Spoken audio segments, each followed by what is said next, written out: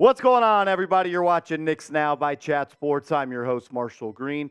In today's video, we're going to be talking about Myles Turner, and we're also going to be talking about good old Russell Westbrook, because according to the latest Las Vegas odds, the New York Knicks are the favorites to sign Russell Westbrook in free agency if he does leave the Los Angeles Clippers. So we'll close the show talking about Brody, but let's talk about Myles Turner, because the Knicks have had interest in Turner for years now. And the fact that he is now a CAA client doesn't make him more appealing for Leon Rose and this organization. Let's break it down. I think the first question you got to ask yourself about a potential Myles Turner trade is, do the Knicks need to upgrade at the center spot?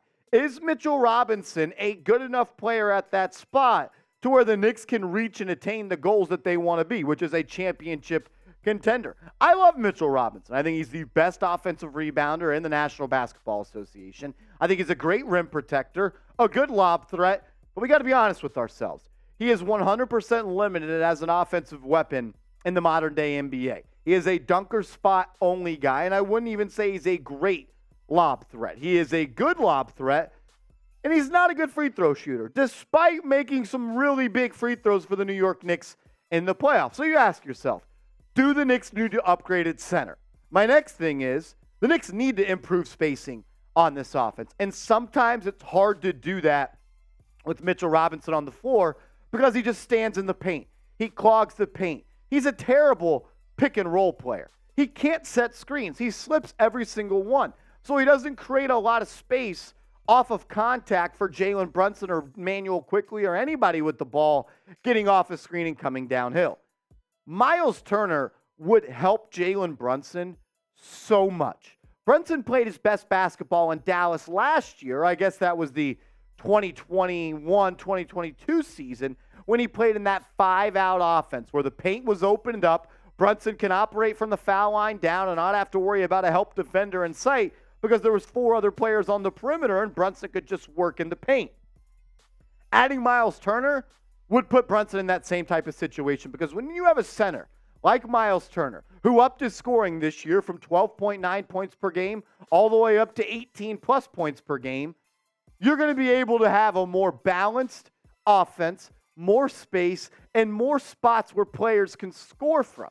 But the thing that I love the most is he is the definition of a 3-and-D center. You don't see that very often. You don't see guys at the center spot at 7 foot that can average 2.8, 3.4, 2.1, and 2.3 blocks per game while also shooting 37% from downtown. Think about it like this: 18 points, 7.5 rebounds, 2+ blocks, and he's shooting 37% from three.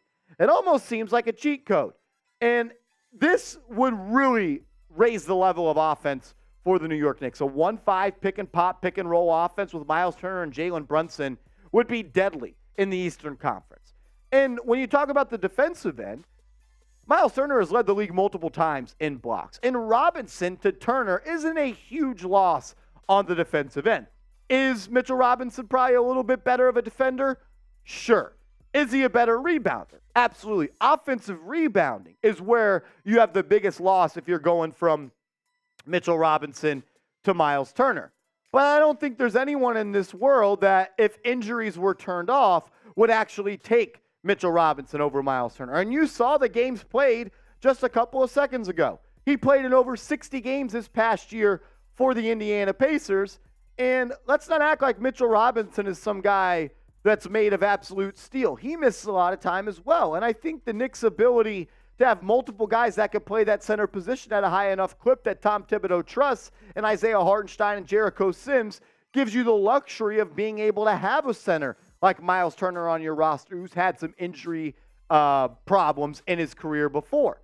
So you have depth behind him, and if you were to miss time, the Knicks are comfortable with Hartenstein and Jericho Sims in your starting lineup. So I want to really gauge the audience, I guess is a better question right here. What do we think of this trade? This comes from NBA Analysis. They put out this article the other day, and they mapped out this trade that would have the Knicks receiving Myles Turner, but sending Mitchell Robinson, Obi Toppin, and a first-round pick. Not the Knicks' first-round pick. It would be the Detroit Pistons' first-round pick that is owned by the New York Knicks, which is top 18 protected. The worst of all the first-round picks that the New York Knicks have. So I want to ask you, would you make this trade? Would you send Mitchell Robinson, Obi Toppin, and a top 18 first-round pick to Indiana to get Myles Turner? What do you think? I think this makes the Knicks offense much better, and I don't think you lose too much on the defensive end. You lose a little bit of your identity as an elite offensive rebounding team, no doubt, and you're having to give up on Obi Toppin, who the Indiana Pacers time and time again have shown a lot of interest in. And you're only giving up a top 18 first-round pick. Is it worth it? Would you do it? Type A for accept, type D for decline. I do know this. If Myles Turner is added to the New York Knicks, he's going to unlock this offense. Because one, he's going to make life easier for Jalen Brunson, more space from the foul line down to operate.